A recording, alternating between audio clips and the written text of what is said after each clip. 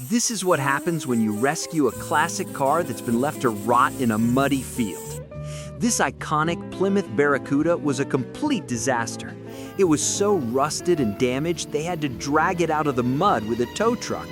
But this wasn't the end of its story.